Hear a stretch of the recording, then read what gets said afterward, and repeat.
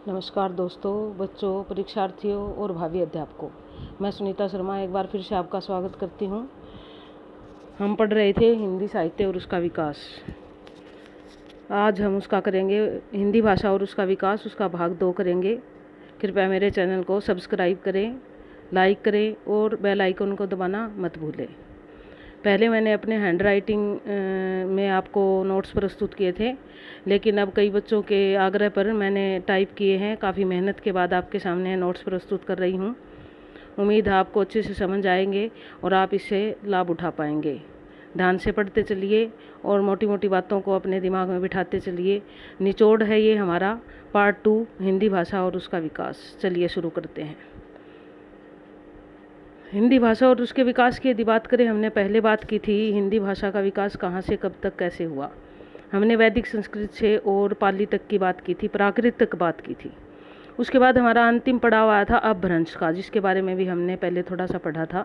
अपभ्रंश का भाग थोड़ा सा बड़ा है, क्योंकि इसमें से कई बार प्रश्न आ जाते हैं और इसका हमारे हिंदी जो वर्तमान हिंदी है उसके विकास में इसका महत्वपूर्ण योगदान भी है।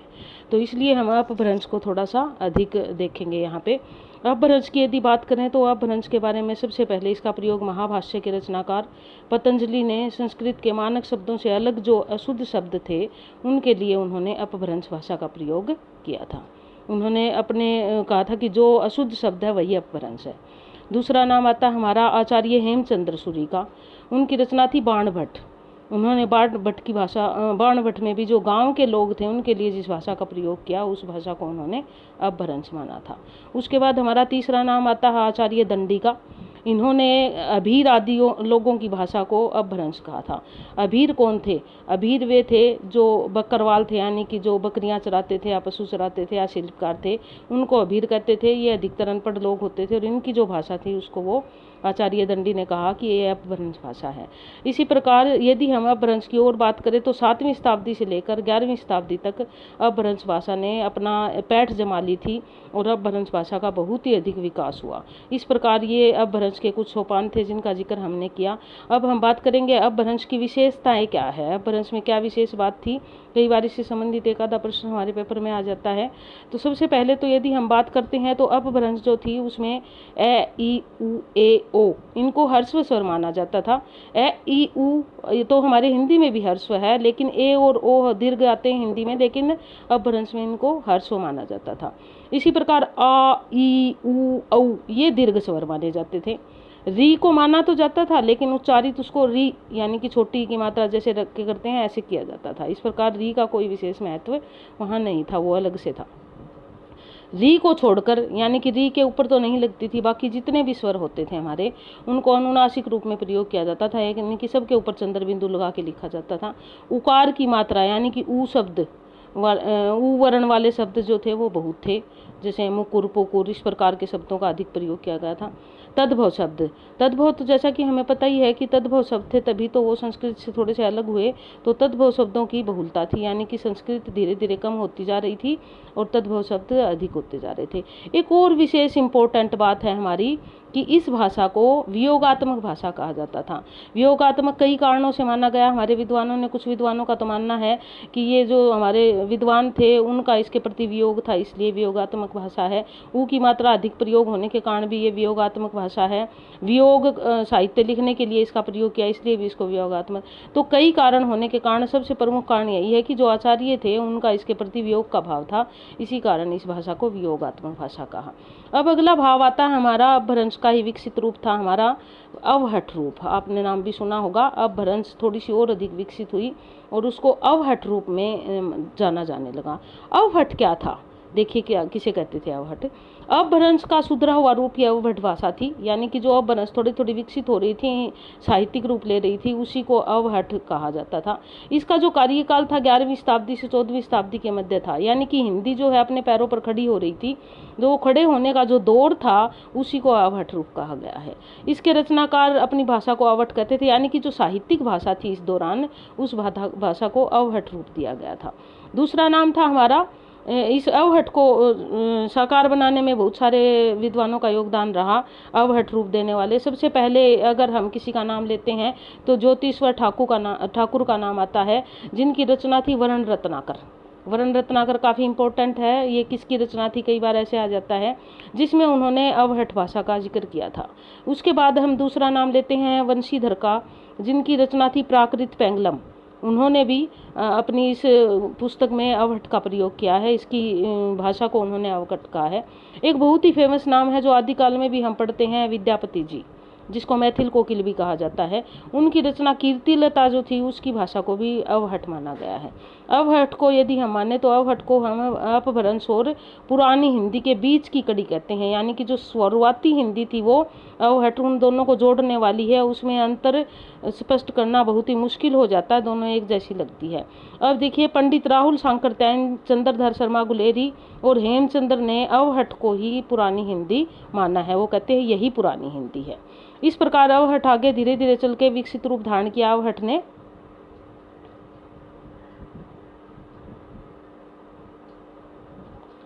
आगे चलकर विकसित रूप धारण किया। अवहट का विकसित रूप जो था वो ही क्या बना, हिंदी बना। उसी को हमने हिंदी कहा है।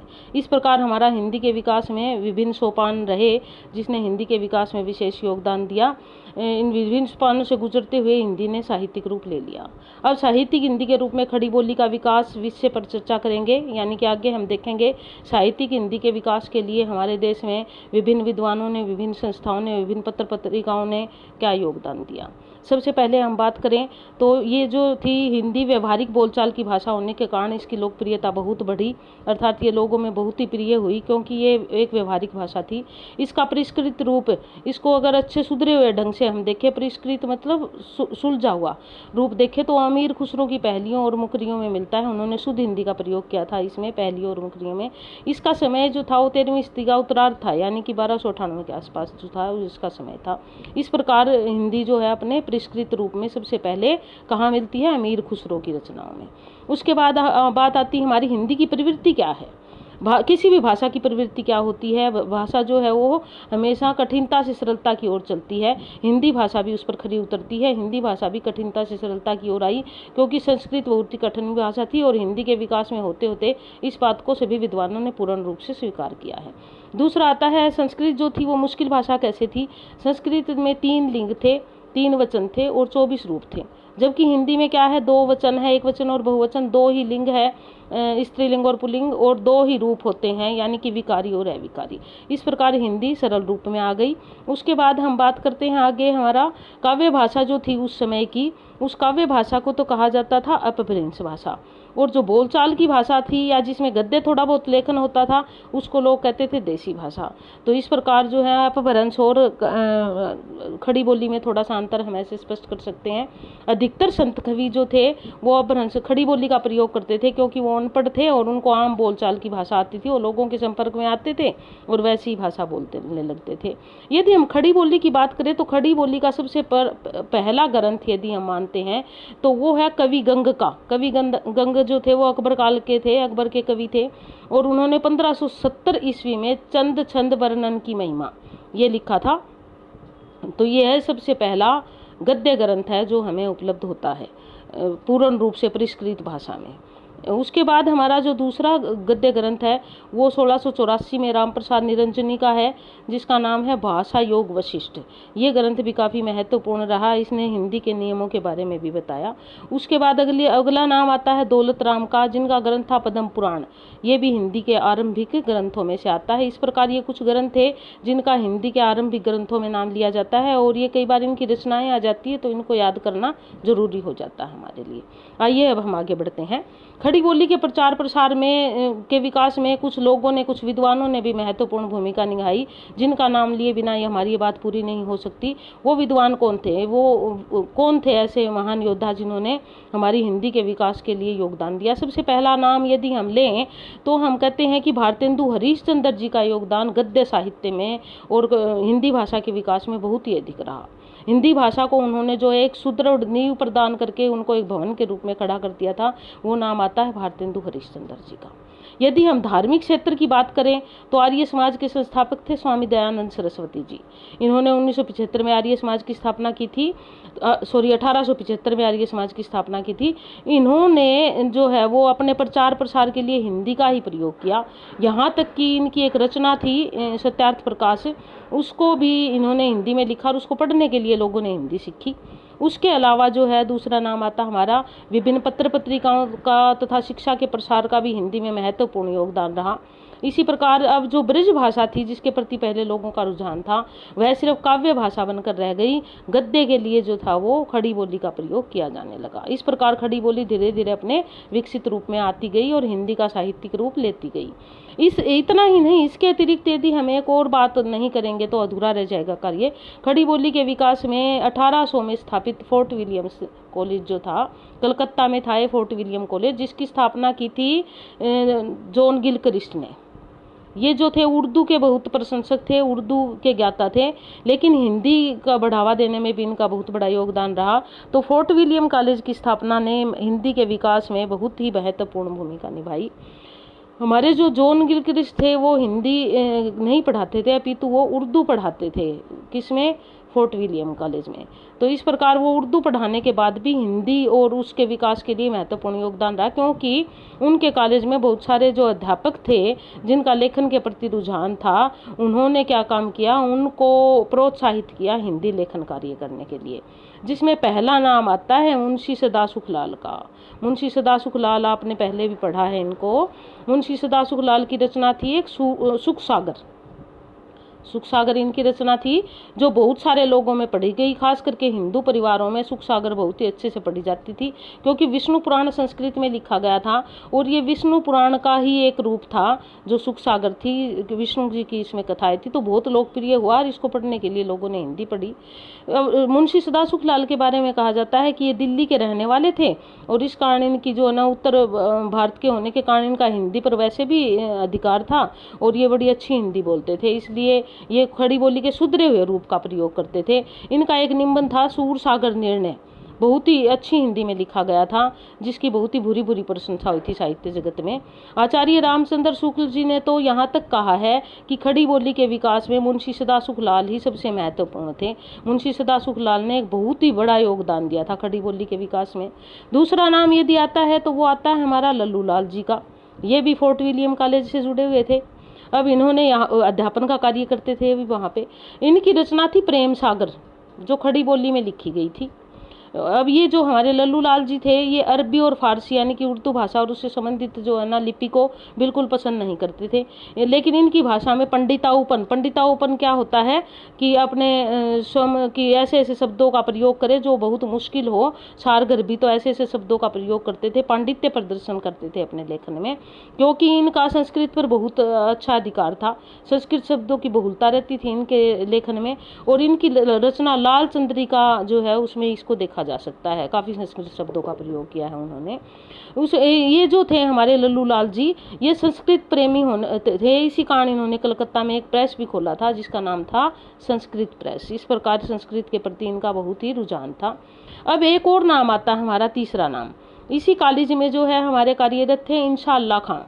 इंशा अल्लाह खां जो थे वो गद्य लेखन में उन्होंने भी महत्वपूर्ण योगदान दिया, या यूं कहे कि कहानी की आरंभिक रचनाओं में इंशा अल्लाह खां का नाम अक्सर लिया जाता है। हम बात करते हैं रानी केतकी की कहानी। उन्होंने रानी केतकी की कहानी लिखी थी।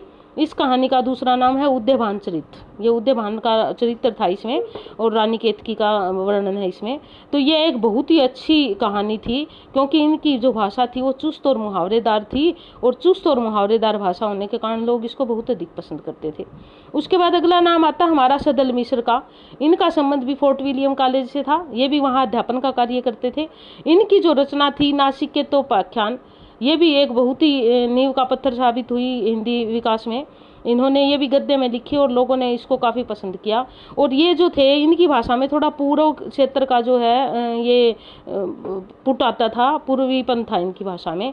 जॉन गिलक्राइस्ट ने इनको लिखने के लिए प्रेरित किया था। शुरू में इनको बड़ा संकोच था लिखने के लिए, लेकिन हिंदी के विकास में इन्होंने भी महत्वपूर्ण भूमिका निभाई। इसके अतिरिक्त यदि हम और बात करें तो अनेक आंदोलन थे, पत्र पत्रिकाएं थी जिनने हिंदी को समृद्ध रूप दिया और हिंदी के विकास में अपना योगदान दिया, जिसमें एक नाम आता है राजा शिव प्रसाद प्रसाद सितारे हिंद का, और जिसमें हम नाम लेते हैं राजा शिव प्रसाद सितारे हिंद व राजा लक्ष्मण सिंह का।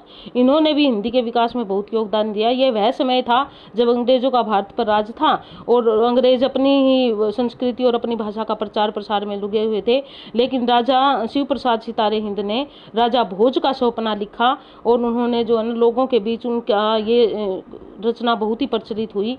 और दूसरी थी आलसियों का कीड़ा, वो लोगों को प्रेरित करते थे देश की आज़ादी के लिए, इसके लिए उन्होंने आलसियों का कीड़ा भी उनकी काफ़ी चर्चित रही रचना। उनकी भाषा में थोड़ा थोड़ा उर्दू का पुट था, यानी कि उर्दूपन था उनकी भाषा में। उसके बाद हमारा इन्हीं के साथ दूसरा नाम था राजा लक्ष्मण सिंह। इन्होंने 1861 में एक पत्र निकाला था जिसका नाम था प्रजा हितैषी। काफ़ी इंपॉर्टेंट है ये, कई बार आ जाता प्रजा हितैषी कब निकला था, किसने निकाला था, इसलिए इसको थोड़ा ध्यान रखने की आवश्यकता है। जिसमें इन्होंने खड़ी बोली के लेख छापे थे। वैसे तो ये संस्कृत को भी पसंद करते थे, लेकिन ये खड़ी बोली के पक्षधर थे, इसलिए इन्होंने खड़ी बोली के लेख उसमें छापे। एक इनका और महत्वपूर्ण योगदान था हिंदी के विकास में, जो कालिदास का जी का नाटक था शाकुंतलम, जो संस्कृत में लिखा था अभिज्ञान शाकुंतलम। अभिज्ञान शाकुंतलम का इन्होंने सरल हिंदी अनुवाद किया और उस अनुवाद होने के कारण ये आम लोगों तक पहुंचा और बहुत ही लोकप्रिय हुआ। और इसकी लोकप्रियता के कारण हिंदी को बहुत अधिक बढ़ावा मिला और इसी के कारण इन्होंने बहुत वाहवाही लूटी थी। इनकी चारों ओर बुरी बुरी प्रशंसा हुई थी। इतना ही नहीं, इनकी प्रशंसा में जो लंदन के प्रोफेसर फेडरिक पिनकोट थे, इन्होंने भी इनकी बुरी बुरी प्रशंसा की थी और प्रशस्ति पत्र भेजा था इनको। तो इस प्रकार इनका नाम भी हिंदी विकास में विशेष है। एक और हमारे जो ना उर्दू लेखक थे सर सैयद अहमद खां, जो थे तो उर्दू के पक्षधर उर्दू में ही लिखते थे, लेकिन हिंदी के प्रचार प्रसार में ये भी इनकी भी भागीदारी को नकारा नहीं जा सकता। ये भी हिंदी का समय समय पर अपने मित्रों के साथ प्रचार प्रसार करते थे। इसी प्रकार यदि हम और अगला नाम ले तो हिंदी के विकास में ये तो थे अनौपचारिक, यानी कि कोई सरकार की तरफ से या कोई विशेष एक उसके अधिवेशन के तहत या नहीं, ये तो अपने स्तर पर इन लोगों ने हिंदी के विकास के लिए कार्य किया। अब हम बात करते हैं औपचारिकता की। यदि हम औपचारिक रूप से बात करें तो सबसे पहले 1925 में जो है कानपुर में कांग्रेस अधिवेशन हुआ था। वह उसकी अध्यक्षता की थी गांधी जी ने उस अधिवेशन में एक प्रस्ताव पारित किया था कि कांग्रेस के सभी कार्य हिंदी भाषा में होंगे, यानी कि हम हिंदी का प्रयोग करेंगे और राष्ट्रीय स्तर पर हिंदी को पहचान दिलाई जाएगी। ये एक बहुत बड़ा प्रयास था गांधी जी द्वारा हिंदी को सुदृढ़ बनाने के लिए। इसके अतिरिक्त एक हमारे पंजाबी के लेखक थे, वैसे तो मूल रूप से पंजाब के थे ये, श्रद्धा राम फुलेरी। ये यहाँ थोड़ी सी लिखने में गलती हुई है, आप इसको ठीक पढ़ लोगे। श्रद्धा राम फुलेरी जो पंजाब के थे, इनकी रचना थी भाग्यवती, जिसको कुछ लोग प्रथम उपन्यास भी मानते हैं, लंबी कहानी है भाग्यवती। और दूसरी थी सत्यामृत प्रवाह है। ये दोनों ही रचनाएं लोक भाषा में यानी कि खड़ी बोली में लिखी गई थी और हिंदी का रूप था ये। तो इस कारण ये भी लोगों में बहुत प्रचलित हुई और लोगों ने इनको बड़े चाव से पढ़ा और हिंदी के विकास में इनका भी योगदान नकारा नहीं जा सकता। ये तो थे कुछ महान व्यक्तियों के योगदान। इसके अलावा अब हम आगे पढ़ेंगे विभिन्न आंदोलन। हिंदी के विकास में आंदोलनों की क्या भूमिका रही। सबसे पहले यहाँ पर आपको थोड़े से आंदोलन याद भी करने पड़ेंगे, कई बार उनकी सन आ जाती है और उनके संस्थापक आ जाते हैं। ज़्यादा डिटेल में हम नहीं करेंगे, ये मोटा मोटी बात करेंगे हम। पहला था ब्रह्म समाज, जिसकी स्थापना राजा राम मोहन राय ने 1828 में की थी। यह एक समाज सुधारक जो है वो संस्था थी, जिसका सारा प्रचार प्रसार आम लोगों में हिंदी में होता था, क्योंकि आम लोगों को संबोधित करते थे तो हिंदी का ही प्रयोग करते थे। दूसरा जो आता है प्रार्थना समाज, इसकी स्थापना 1867 में महादेव गोविंद रानाडे ने की थी। ये इस वजह से तो इसमें 3 मेंबर थे, लेकिन प्रमुख नाम जो है महादेव गोविंद रानाडे का आता है। इसके कार्य भी सभी हिंदी में होते थे और इसकी प्रार्थनाएं जो बड़ी बड़ी जो गीत भजन होते थे वो सारे हिंदी में गाए जाते थे। इसके बाद अगला नाम आता है आर्य समाज का। पहले भी हमने थोड़ा जिक्र किया था आर्य समाज का। आर्य समाज की स्थापना की थी स्वामी दयानंद सरस्वती ने, जिनका नाम था मूलचंद और बाद में स्वामी दयानंद सरस्वती पड़ा। 1875 में मुंबई में इसकी स्थापना हुई थी। अब इनकी स्वामी दयानंद जी की एक रचना थी सत्यार्थ प्रकाश। वैसे तो इन्होंने 24-25 रचनाएं की, सारी हिंदी में थी इनकी, लेकिन सत्यार्थ प्रकाश का जो लेखन कार्य था वो बहुत ही गूढ़ था और लोगों ने उसको पढ़ने के लिए हिंदी सीखी और इसने हिंदी के विकास में बहुत ही योगदान दिया। इसके अलावा ये समाज सुधार के काम करते थे, प्रचार प्रसार करते थे, उसके लिए वो स्थानीय भाषा का प्रयोग करते थे और अच्छी हिंदी थी इनकी और हिंदी के विकास में इन्होंने बहुत योगदान दिया। अगला नाम आता है हमारा रामकृष्ण परमहंस का। रामकृष्ण परमहंस जो थे वो स्वामी विवेकानंद के गुरु थे और उन्होंने अपने गुरु की उसमें रामकृष्ण मिशन की स्थापना की थी 1896 में। इन के प्रवचन थे हिंदू धर्म का, सनातन धर्म का प्रचार विस्तार करना और लोगों को उसके प्रवचनों के माध्यम से लोगों को ज्ञान करवाना। तो इसमें भी वो हिंदी का बहुत अधिक प्रयोग करते थे। यहाँ तक कि स्वामी विवेकानंद तो विदेशों में जाकर भी हिंदी भाषा का प्रयोग करते थे। इसके अतिरिक्त अगर एक और बात करें हम तो ईसाई धर्म प्रचारक थे, उनका भी हिंदी के विकास में बहुत अधिक योगदान दिया, क्योंकि वो अपने धर्म का प्रचार प्रसार करने के लिए पंफलेट यानी कि पर्चे छपवाते थे और वो लोगों में मुफ्त बांटते थे और लोग उसको पढ़ने के लिए हिंदी सीखते थे, क्योंकि वो हिंदी में लिखे हुए होते थे जिससे लोग आसानी से पढ़ सके। इस प्रकार हिंदी के यदि हम विकास की बात करते हैं तो विभिन्न रूप रहे जिन्होंने हिंदी के विकास में महत्वपूर्ण भूमिका निभाई। धन्यवाद। हमारा ये चैप्टर खत्म हुआ। लाइक कीजिए और शेयर करें, कमेंट्स दें और बेल आइकॉन पे बटन दबाना मत भूलें।